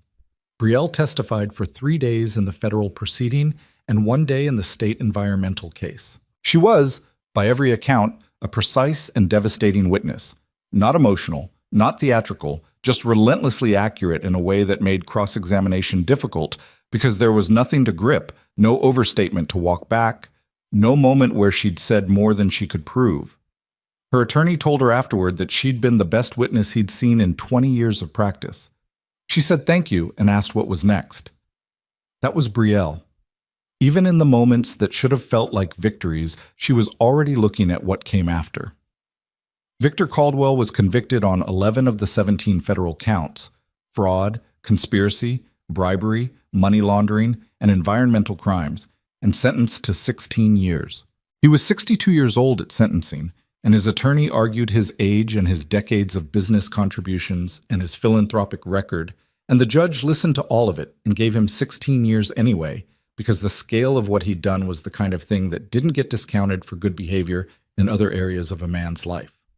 Mason watched the sentencing on a live stream from Brielle's office in the city, sitting on the small couch she kept near the window with Owen beside him, because Owen had asked to see it, and Mason had decided that a 7-year-old, 8 now, as of April, who had been held in a warehouse as part of the story, had earned the right to watch its ending. Owen watched Caldwell stand for the sentence with the focused attention he brought to things he was trying to understand, and when it was over, he looked at his father and said, "Is he going to be in jail until he dies?" "Maybe," Mason said. "Depends on a lot of things." Owen considered this. "Good," he said, which was not a complicated moral position, and Mason didn't try to complicate it for him. Some things, at 8 years old, could just be what they were. Commissioner Holt had pleaded guilty 4 months earlier and received 30 months and a lifetime ban from public office. Commissioner Deering, who had held on the longest and fought the hardest, ultimately got 4 years when the jury came back with a verdict on all counts. The law firm partners who'd registered the shell companies received suspended sentences and disbarment proceedings that would likely take another year to finalize. 2 of Caldwell's co-executives at Callaway Group cooperated and received reduced sentences. The third did not cooperate and received the longest sentence of anyone in the proceeding after Caldwell himself. The records clerk who'd been transferred for flagging an inconsistency, a woman named Paula Reyes, who had spent 3 years in a different department doing work she hadn't trained for, was formally reinstated to the Land Records Office with back pay covering the period of her wrongful transfer. She came to the civil proceeding to testify about what she'd found, and she was so clearly, quietly furious about 3 years of her professional life being taken from her that the courtroom went still when she spoke. Brielle had made sure Paula Reyes' name was in Evan's original story. She had not forgotten about her. The Meridian parcels, all 19 of them, plus 6 additional properties identified during the federal investigation, were transferred to state custody pending disposition. The illegal development project's infrastructure, such as it was, had never advanced beyond planning documents and preliminary grading on 2 parcels. The grading was remediated. The planning documents became exhibits. The Alpine Canyon watershed was formally designated a protected conservation area on a Thursday in late November, 14 months after the fire. Brielle signed the supporting documentation as a public advocate for the designation. Mason was there, standing in the back of a small room in the State Environmental Agency's regional office, holding Owen's hand because Owen had insisted on coming, and Mason had learned to stop arguing with Owen about things that mattered. When it was done, when the pen went down and the designation was official, and the small cluster of environmentalists and agency staff in the room started to breathe again, Brielle looked across the room at Mason. He gave her a nod. She gave him one back. It was not a dramatic moment. It was a Thursday afternoon in a government office with bad lighting and a folding table with a coffee urn that had been on since morning. But it was real, and it was finished, and after 14 months of process and testimony and procedural delays and appeals and the long, grinding work of consequences actually catching up to people who had believed they were beyond them, it was done. Owen tugged Mason's hand on the way out. "Is that it?" he said. "That's it," Mason said. "So the canyon is safe now?" "Yeah, the canyon is safe." Owen thought about this for half a block. "Can we go hiking there when it's better?" "When it's better," Mason said. "Yeah, we can." The canyon did get better, not fast. Land doesn't heal fast. Whatever people like to say about nature's resilience, what actually happened was slower and stranger than resilience. The burned section stayed black for a long time, long past when they should have looked different, long past when Mason had expected some visible sign of recovery. Then, in the second spring after the fire, he drove out to the lower trail with Owen and Brielle on a Saturday in March. and the new growth was everywhere. Not just scattered, not tentative, but a full low carpet of green coming up through the ash-pale soil, native grasses and chaparral, and the first small gray-green rosettes of plants that would, in another few years, be shrubs. The burned Jeffrey pines were still standing, most of them, those black columns, but some had put out new growth from their bases, small and improbable, the needles a bright, almost aggressive green against the char. Owen ran ahead on his trail in the way he always did, and then stopped and crouched down to look at something close to the ground. Mason and Brielle came up beside him. "What is it?" Mason said. "A lizard," Owen said. "It's just sitting there." It was a small western fence lizard on a flat rock, doing the push-up display they did for territory or warmth, entirely unbothered by 3 humans standing over it. Its scales caught the March light. "The canyon had lizards before the fire," Brielle said. "I know," Owen said. "They came back." She looked at Mason over Owen's head. He looked back. There were things that came back. That was what the canyon was teaching, slowly, over years. Not that destruction didn't happen, not that it left no mark, but that the mark was not the last word. The burned trees were still there, and they were also putting out new needles. Both things were true at the same time. The canyon held the fire and the recovery simultaneously, without choosing between them. And maybe that was the closest thing to wisdom the landscape had to offer, that you didn't have to resolve the contradiction. You just had to keep going until the green came up through the ash. Mason had thought about Claire a lot during the 14 months of the trial. Not in the sharp, chest-clutching way of the first year after she'd died, but in the quieter way that grief settles into when it becomes part of the background of a life, rather than its foreground. He thought about what she would have made of all of it. The fire, Brielle, Owen in the warehouse, the whole accumulation of events that had started when he'd heard a voice he couldn't ignore. He thought she would have had opinions. She always had opinions. She would have liked Brielle immediately, and said so directly, and probably embarrassed everyone involved. He thought she would have understood why he'd gone back into the canyon that day. She'd always understood that impulse in him better than he did. That reflexive turn toward the thing that needed doing, the inability to keep walking when there was a voice in the smoke. She'd called it his best quality and also, occasionally, the most exhausting thing about him. And she'd been right on both counts. He didn't tell Brielle all of this, not at once, not in any organized way. He told her pieces of it over months, the way you tell someone pieces of a life. Not as a presentation, but as evidence that accumulates slowly into something like real knowledge of another person. She listened the way she did everything, with her full attention and without performing emotion she didn't feel, which meant when she did respond, it was real. Once, late at night in her apartment in the city, she'd kept it after the break-in, had the locks replaced and the door reinforced, and refused to be displaced from her own home by people who no longer had any power over her. She asked him if he felt guilty about loving her. He'd thought about the question seriously. "No," he said. "I thought I would. For a long time I thought that would be the thing that stopped me." "What stopped it stopping you?" "Owen," he said. "He started talking about you like you were just part of things. Not in a big way. He didn't make a speech about it. He just started counting you in, setting a place at the table without being asked, factoring you into his plans." He paused. "He's 8. He's practical. He wasn't going to let me make it complicated." Brielle looked at the ceiling. "He's smarter than both of us." "Considerably," Mason agreed. She turned her head on the pillow to look at him. "I've been thinking about the heart renewable expansion." "Right now?" "I'm always thinking about it. It's not a reflection on the moment." She said it dryly. "We're looking at a regional office, either here or Ridgeline." He was quiet. "Ridgeline. That's what I was thinking. Is that because of work reasons or—" "Both," she said. "Legitimately both. The regional infrastructure in that corridor is genuinely better for what we need. And also—" She stopped. "Also," he said. "Also, it would mean less time in the car between here and there." She said it the way she said things when she'd been thinking about them for a while and had decided they were true, with that particular flatness that was not distance but its opposite, the sound of something that had been decided. He said nothing for a moment. Then, Owen is going to be insufferable about this. I know. He's going to think it's because of him. It's partially because of him. He's going to want to tell everyone. He can tell everyone, she said. I don't mind. They got engaged on a Sunday in October, 2 years after the fire. It was not an elaborate moment. It was not planned in any coordinated way. There was no restaurant, no ring hidden in a dessert, nothing that required advance arrangements.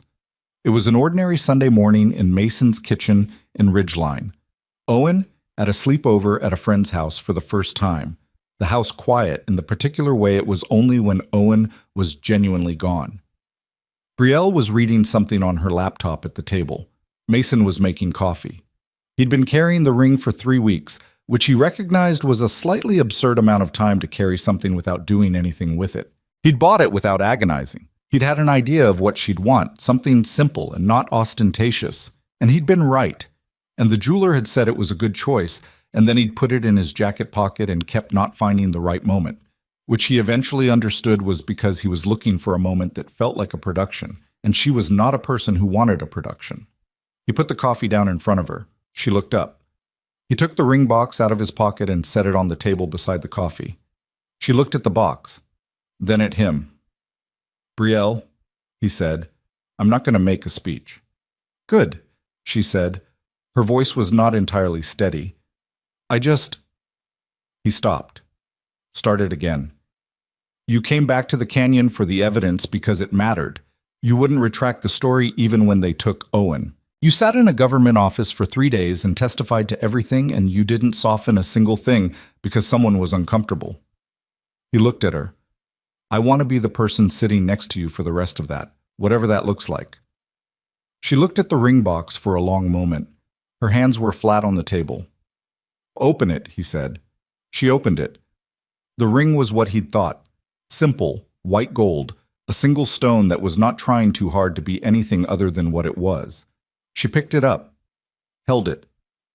Yes, she said. Not tearfully, not with drama, just yes, clear and complete, the way she said things she meant. He let out a breath he'd apparently been holding for 3 weeks. She put the ring on her own finger, which was exactly what he'd expected her to do, and looked at it, and then she looked at him. You carried that in your pocket for a long time, she said. I was waiting for the right moment. This is a regular Sunday morning. Yeah, he said. That's what I finally figured out. She stood up and came around the table and put both arms around him, which she didn't do often, and which he understood for exactly what it was. Not a gesture she performed casually, but one she meant entirely. He held her back. They stood in the kitchen for a while. The coffee got cold. Owen came home from the sleepover at noon, dropped his bag inside the door with the particular violence of a child who has been awake until 2 a.m. and is now running on something other than sleep, and immediately noticed that something was different because Owen always noticed. He looked at Brielle's hand. He looked at Mason. He looked at Brielle's hand again. Is that? He started. Yes, Brielle said. Owen sat down on the floor, not dramatically, just sat down, cross-legged, right there in the entryway, like his legs had stopped taking instructions. You're going to get married, he said. That's the plan, Mason said. Owen looked at the floor for a moment. Then he looked up, and his face had that complicated expression that children get when something they've been wanting for a long time has actually happened, and they're not sure whether to be happy about it or terrified by the realness of it. Does that mean Brielle lives here? He said. If that's okay with you, Brielle said. Owen thought about it. This was what Mason loved, and occasionally was exhausted by Owen's insistence on actually thinking about things, not just reacting. You travel a lot, Owen said finally. I do, Brielle said. That's true. But you'd come back. Every time. Another pause. You're not great at Uno, he said.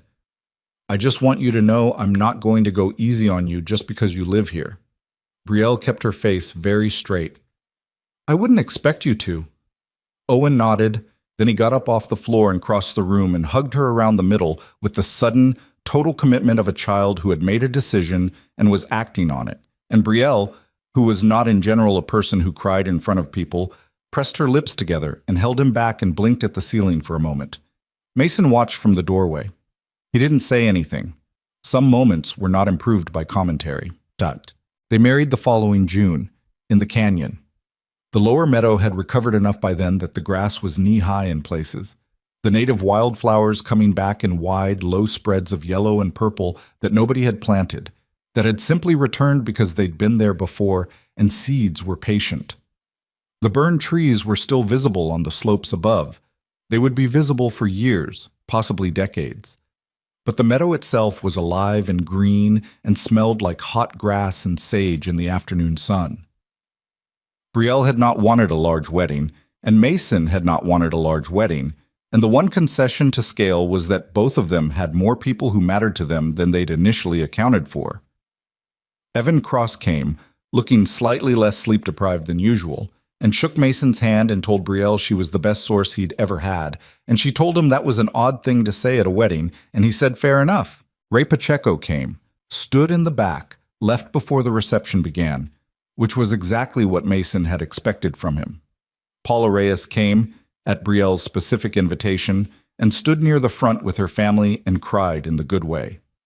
Owen stood beside his father during the ceremony, wearing a suit he'd had opinions about and which had been modified accordingly. No tie, collar open, which he'd argued was more practical and which nobody had seriously contested. He held the rings when it was time to hold the rings, and he held them with the gravity of someone who understood their symbolic weight, which he did, because he was Owen and he paid attention to things. There was no officiant who talked about destiny or fate.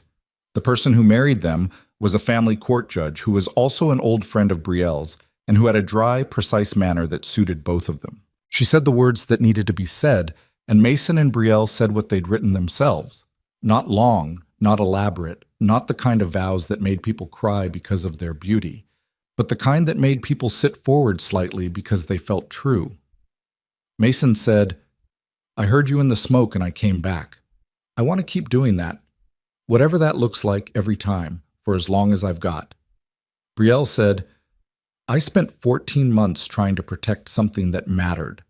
I want to spend the rest of my life doing that, and you and Owen are the most important part of what matters. I'm not easy, you know that, but I'm here, and I'm going to stay here, and I'll try to be worth the choosing." Owen, who was not supposed to speak, said, very quietly but audibly enough, "She is worth it, by the way." Laughter moved through the assembled people, genuine and warm, and even the judge smiled, which she probably wasn't supposed to do. Mason looked at his son and then at the woman beside him and thought, this is what it looks like when a life rebuilds itself. Not cleanly, not without loss, not without the visible evidence of everything that burned before the new growth came. The black trees still on the slope, the ache of Claire's absence that he would carry always, Owen's memory of a warehouse and a dark night that would be part of him long after he'd made peace with it. All of it present, all of it real, held inside the same afternoon as the wildflowers and the grass, and the people who had come because they wanted to be here. He said I do with his son standing beside him, and the canyon around him, and 14 months of a long fight, finally behind them. In the years that followed, Alpine Canyon became something else entirely from what Victor Caldwell had intended for it. The conservation designation held. The legal challenges from the Callaway Group's remaining subsidiaries, 2 of them tried, in the way that corporate legal machinery tries things even when the cases are weak, failed. The watershed remained intact. Environmental biologists began a study of the post-fire recovery that was still ongoing several years later, and their findings about the speed of certain species' return to burned habitats became a reasonably cited paper in regional ecology circles, which Brielle read and found genuinely interesting and which Mason read 2 pages of before putting down, which was honest. Heart Renewable Systems opened its regional office in Ridgeline in the spring following the wedding. Brielle ran both operations, city headquarters and regional office, with the focused, slightly exhausting energy that was simply how she was built. And she got better over time at the parts of running something that she'd always been less natural at, letting other people carry weight, trusting her team with things she would have handled herself before, coming home at a reasonable hour more often than not. She didn't get perfect at these things. She got better. Owen grew. He was 10, then 11, then 12, and each year he was different in ways that surprised Mason, even when he'd been paying attention. At 10, he was still interested in rocks. At 11, he developed a consuming interest in how satellites worked, which led Mason down a rabbit hole of YouTube explainers that he had mixed feelings about. At 12, he started asking questions about the trial. Not just what had happened, but why people did what they did, the mechanics of wrongdoing, how someone like Caldwell had spent a decade building something fraudulent and convinced himself, apparently, that it was sustainable. Mason tried to answer those questions honestly, which was harder than he expected. He thought he was beyond the consequences, Mason said once, driving Owen home from school on a Tuesday, the ordinary kind of Tuesday the day hadn't been when this all started. Did he know what he was doing was wrong? Owen said. I think he knew and had decided that knowing didn't matter. Owen looked out the window. That's worse than not knowing. Yeah, Mason said, it is. Brielle knew it was wrong too, Owen said, but she went the other direction. She did. Why do some people go that direction and some people go the other one? Mason had thought about this, had thought about it in various forms since the morning he'd stood on a fire road and heard a voice in the smoke and turned around. He'd thought about it when he sat in the courthouse watching Caldwell stand for sentence. He'd thought about it looking at Owen in that warehouse, in the work light, still in his red hoodie and thinking, what kind of man do I want my son to see me be? I don't think it's one decision, he said. I think it's a lot of small decisions that add up. And at some point, the direction you've been going is just the direction you're going, and it gets harder to turn around. Owen considered this with the serious expression he'd been refining for 12 years. So you have to turn around early, he said. Or keep turning around, Mason said, every time you notice you're going the wrong way. Owen nodded slowly, like he was filing this somewhere.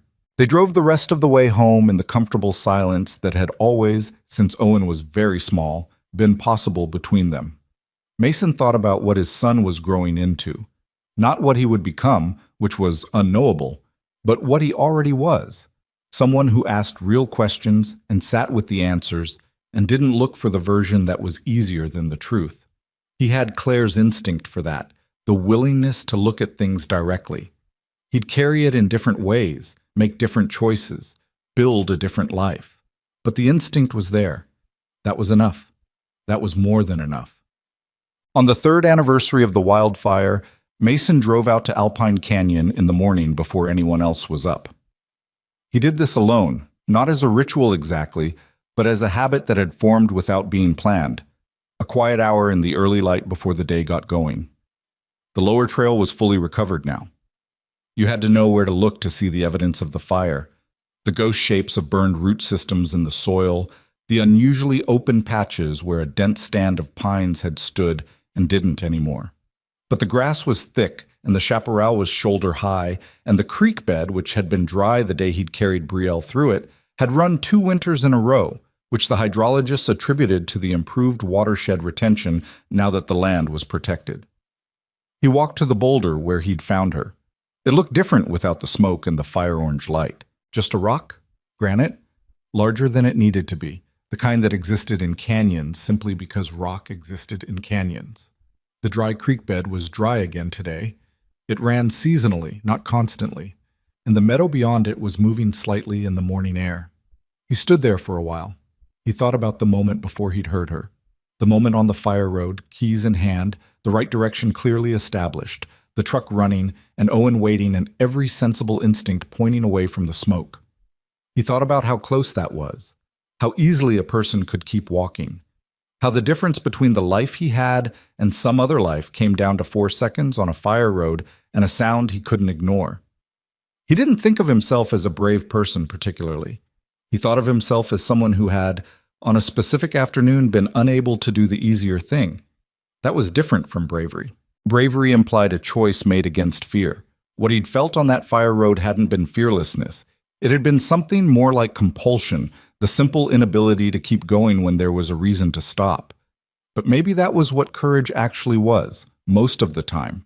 Not the dramatic kind, not the kind that got narrated in stories, but the ordinary kind that happened when someone was unable to leave a thing undone and turned around before they'd thought it through. He'd turned around, and the rest had followed. The rest included Brielle, who was home right now, probably already working, her laptop open before 7.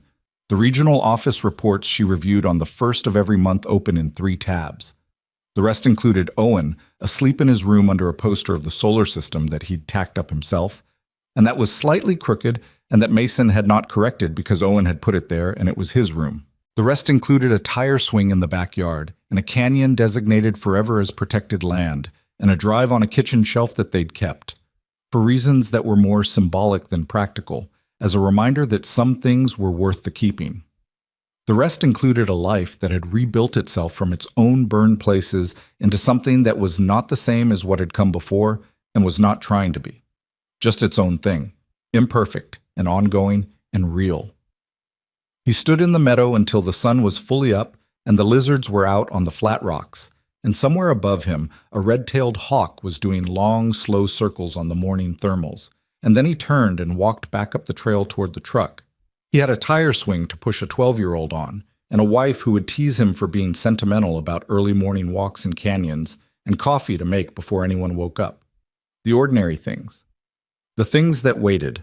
The things that, if you were paying attention, turned out to be the whole of it. He drove home with the windows down and the canyon in his rearview mirror, green and scarred and alive, still becoming whatever it was going to be, just like everyone in it.